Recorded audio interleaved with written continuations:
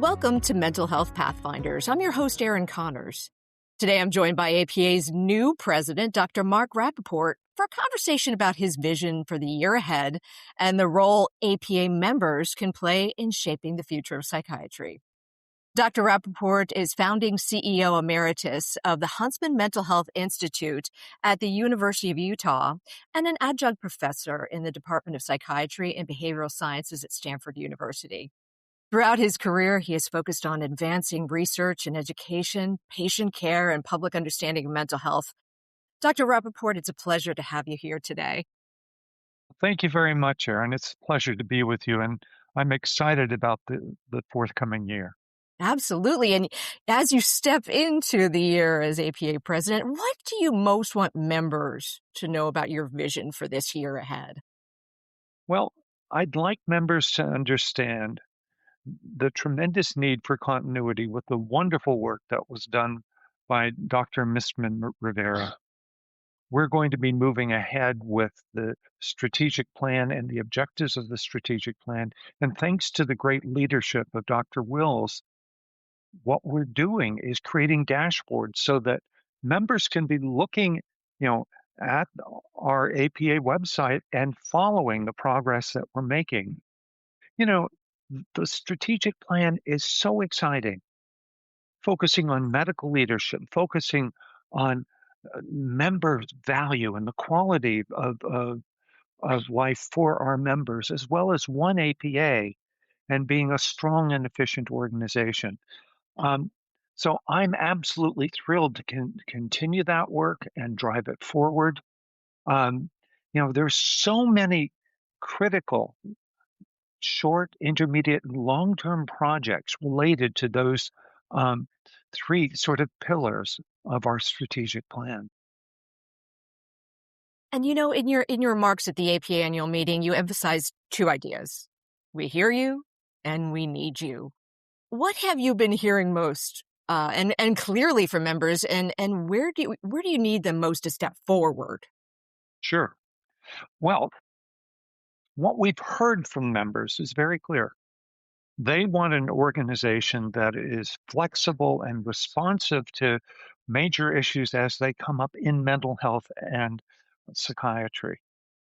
Our members have also told us that they want the American Psychiatric Association to demonstrate leadership and to demonstrate and help them demonstrate that psychiatrists are the medical leaders when it comes to studies of the brain, when it becomes of developing new treatments, or creating policies that are important for our patients and for ourselves. We really understand that, and we really have heard that. And that's why the exciting work that's going to be going on with the future of DSM is going to be so important. The way that Dr. Oquindo and Dr. Alpert and Dr. Gatoy are conceptualizing the future of DSM is really transformative.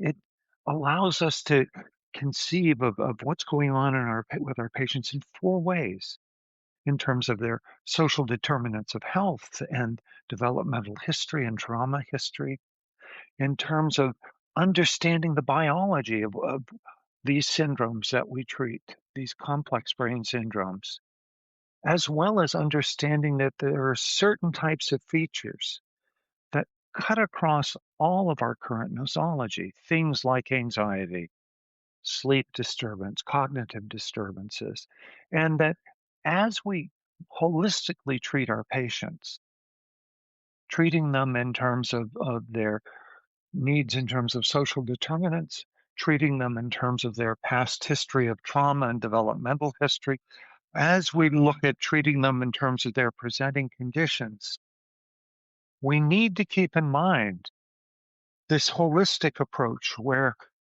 the treatment of anxiety or the treatment of sleep disturbance is a component of every single diagnosis we're going to be looking at.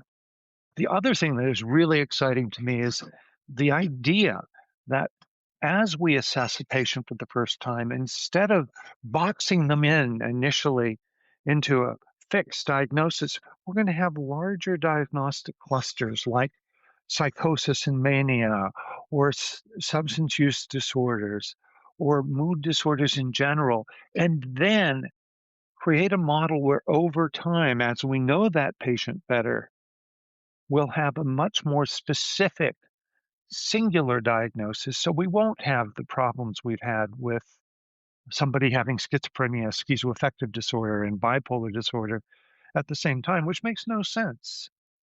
What we'll have is an approach that allows us to, over time, shape the diagnosis appropriately, measure the severity of the illness and distress someone's under, and take into account in that diagnosis quality of life and functioning.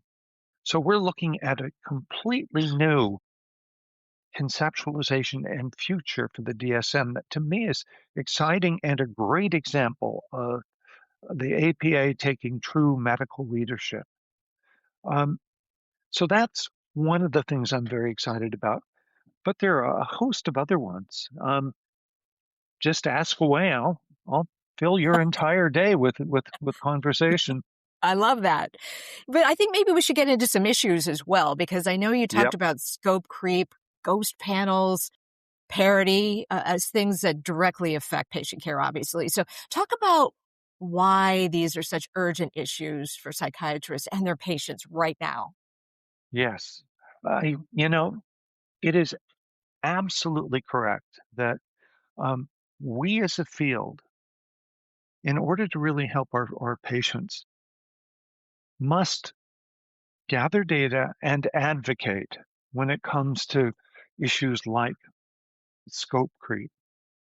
We need to really understand the extent of scope creep, and we need our members to be communicating what's going on in their communities to our DBs, and our DBs communicating that up through the assembly to the rest of the APA.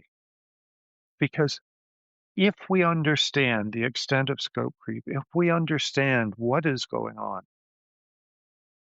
we can work together to advocate for the appropriate coordinated care. But that's a care where the psychiatrist is leading the team. Mhm. And we're still talking about parity after all these years. Oh, Still talking about it. well, parity is a long-standing challenge, and part of the reason for that is that ignorance and prejudice and shame associated with psychiatric disorders, the stigma that somehow has minimized the importance of disorders of the most wonderful organ in the body, the brain. You can't laugh, you can't live, you can't smile, you can't have memories, you can't create without the brain. Yet, when we look at the reimbursement rates, even within our medical brethren for the same activity, psychiatrists are being paid less. And that is just wrong. And so we have to continue to our work on a national level, but even more importantly, again, we have to work on a local level to get parity.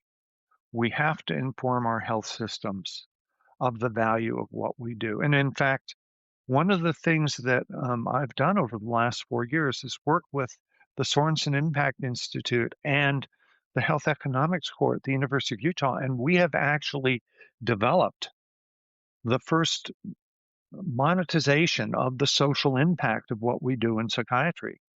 And we can show that our work as psychiatrists, whether we're looking at an individual level, a family level, a systems level in terms of health systems or employers, as well as a societal level, looking at the impact that we have on cities, counties, and states, we can demonstrate the value and how what we do is an investment and not a cost.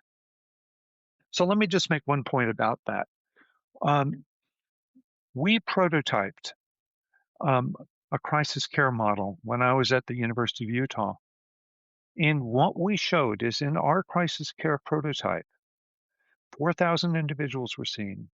We decreased the number of all-cause emergency department admissions for those individuals by 2.7 emergency department visits per person after they were seen in our crisis care center. So what does that tell you? That tells you that those people were functioning better. That tells you that they were more adherent with that, whatever their treatment had been. It tells you that there was a huge savings to the health system. We were decreasing the number of people going to emergency rooms significantly. We were shifting the types of patients that were going to the emergency rooms. And there was a tremendous cost savings there. The other aspect of that cost savings, looking at it at a societal level, is that when people were brought to emergency rooms in Utah or many other states, if they're brought by law enforcement has to wait until disposition. And as you know, our patients have the longest length of stay of any group of patients in the ED. Well, with our model, there's a 5-minute handoff. So we go from a circumstance where law enforcement may be waiting 6, 7, 8 hours for disposition to 5 minutes. Think of the savings. Think of the redistribution of law enforcement out in the community to take care of the needs of the community rather than sitting in the hospital waiting for a disposition. So, how how can APA members turn what they're seeing in their own practices, their health systems, and their communities into like really strong advocacy? Well, that's exactly what we need people to do. And there are a variety of aspects to it. So one aspect of it is whether we're talking about cases of scope creep or whether we're talking the presence of ghost panels or lack of parity.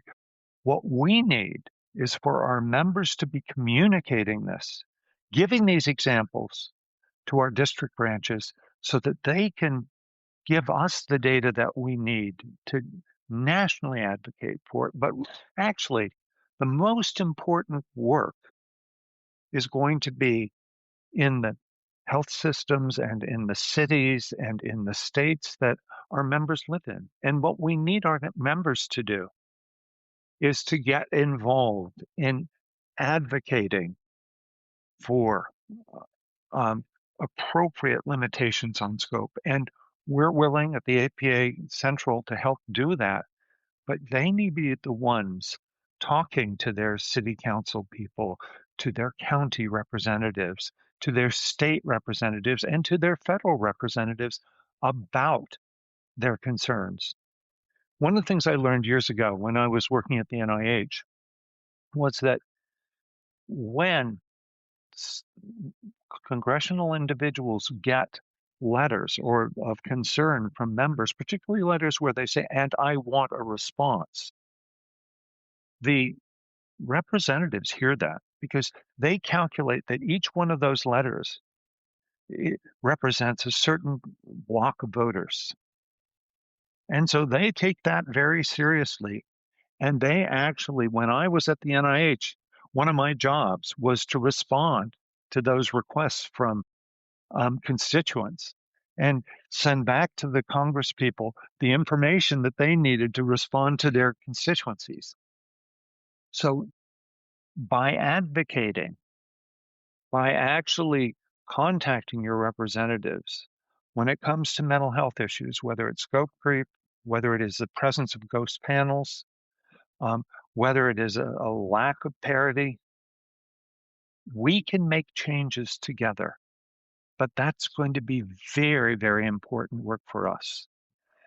You know, another thing, Aaron, I'd like for us to be sure and talk with our colleagues about today um, is the wonderful work and really important work that's going to have to happen this year in terms of the APA responding to and working with Health and Human Services, SAMHSA, and others around some of the, at times, misinformation that's going on, and initiatives that really require the expertise of the APA. So, for example, um, two members of the APA have been now asked to serve on the SAMHSA working group that's going to look into the appropriate use of medication and the appropriate steps necessary to discontinue medication. And that's an example of the APA taking medical leadership, but more importantly, providing important value to all of our members. You know, we know that the work we do is very important. We know that we prescribe medications appropriately. And there needs to be a strong voice in Washington around issues like this. And I'm pleased to say that um, the APA is respected and being asked to be at this table, which I think is really, really important at this time. It is. It's an unprecedented time. And you said there is a lot of misinformation out there. So it is important for the APA to be a voice that is able to give the correct information when it's necessary. Well, you know, that reminds me, I need to call out you and James. The press releases that the APA has been putting out, and I hope that our members are actually looking at them and reading them, are really thoughtfully done, but to the point, and are very, very clear about our feelings that no, there is not over medicalization of psychiatric disorders. That yes, we certainly want to do what's best for our patients, but that that does not mean that we're going to abandon what we know works and helps our patients and their families. And you and James and um, our advocacy groups have just done a spectacular job with those press releases. And I hope that people do stop and read them and use them in your local communities. Thank you very much for that. I mean, we do have our communications department is very active, and we do want to educate and assist in educating as well. It's a big part of what we do. Yes, Yes. an Well, important part. and I want to get back to you though. You've long been involved in the work to reduce stigma around mental illness and substance use disorders. In some ways, it seems like things are getting better. But what do you still think needs to be done to change the public conversation? Well, thank you for your optimism. And you're right, things are getting better. One of the reasons they're getting better is younger people do not have the stigma and the same types of concerns about talking about disorders of the brain. But there's a lot of work we have to do. Um, the work of Bernice Pescalito and others that are looking at the GSS survey around mental health shows that we still have a huge amount of work to do in terms of the way society perceives people with brain diseases. They still tend to feel that people with brain diseases, be it substance use disorder or be it depression or psychosis, that somehow that these disorders are still the fault of the individual. And That absolutely is not the case. So we have to do a lot more education there. We also have to do a lot more education when it comes to um, helping people realize that mental health is an asset, and that it's not reaching out and getting help is not something that someone should feel ashamed of, but it's a sign of, hey, I'm taking control of my life. I'm doing the things that need to be done so that I can live as rich and full a life as I possibly can, and so I can contribute and help others. That's what What kind of role does social media play here? Because I feel like there's so much out there right now, and there's so many different on TikTok. There's people giving advice. What is your hope or your concern right now when it comes to social media and mental health? social media, I think, is a double-edged sword.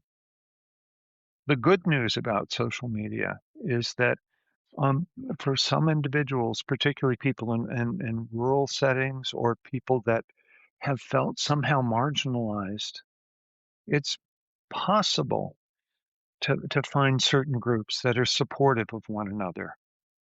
And that in itself is good. However, I think that social media, the way it's currently being used, particularly by young people, is problematic. One of the problems with social media for many people is bullying is now something that's 24 hours a day. In the old days, when I was in school, if one were bullied, you usually were bullied at school, but that was it. It wasn't something that was incessant. And also, if you were being bullied, it was usually by a discrete person or persons that you knew and were acquainted with. Unfortunately, now with social media, there are some people that are getting bullied by absolute, strangers, which is horrific to think about that folks will do that. Another problem with social media is this fantasy that everyone's life is wonderful. You know, Yes, I- if it's if true. one goes on social media, you know, it certainly is perceived that everyone's world is absolutely wonderful and rosy and carefree, successful without problems.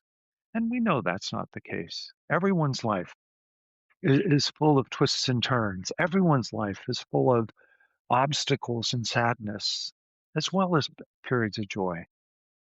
But unfortunately, the way social media is constructed today, that isn't the case. Well, before we let you go today, I just maybe put you on the spot a little bit. What is your biggest hope for the year ahead in this new role? Uh, my biggest hope is that we use this year to move forward with this concept of one APA. We use this year so that our members feel and are more engaged, that we're gathering the data from our members that will allow us, one, to know what their needs are, but two, more importantly, that they're helping the APA with the strategic goals that were developed because of the feedback that we got from our members. So if at the end of my year as president, we were able to determine that more members were involved in giving information to the DBs and that they were getting back from the DBs more information about what we're doing in terms of our annual goals related to the strategic plan, in terms of the work that we're doing, that you and James and others have done such a great job with the press releases are, where we are really standing up for our patients and for our members, you know, with Congress, with Health and Human Services, with our peer associations, and with other powers that be. If that bidirectional communication and bidirectional engagement were increased, then you know what? I would feel like all of us together have done something that really is important in contributing to our organization, our patients, and the field. Dr. Mark Rapaport, thank you for joining us today, and I look forward to working with you during your presidential year. Thank you very much, Erin. I look very much forward to working with you. And to our listeners, you can find more episodes like this one on a range of mental health topics on APA's Medical Mind channel, available on all major podcasting platforms.